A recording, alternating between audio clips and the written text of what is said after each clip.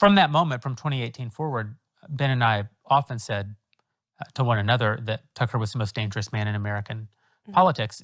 So would you, Tucker Carlson, be in favor of restrictions on the ability of trucking companies to use this sort of technology specifically to, sort of artificially maintain the number of jobs that are available in the trucking industry? Are you joking? In a second. In a second.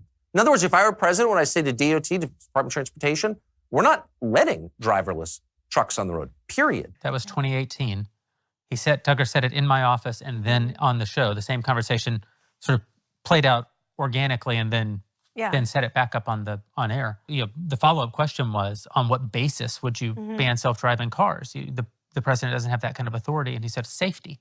And I said, well, but I think the premise is that self-driving cars would be safer. If we didn't have them back then, if we ever achieve autonomous driving, it'll be safer than human driving. And he said, well, you didn't ask me what's true.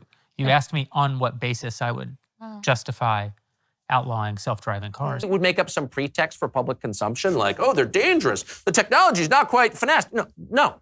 But the truth would be, I don't want to put 10 million men out of work. Tucker wasn't being like self-effacing or admitting to human frailty.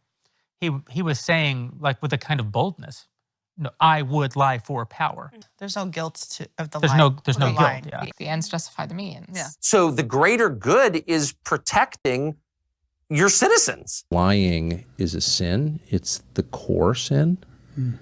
And lies beget lies, and they, like cancer, destroy the body in which they live. Yeah.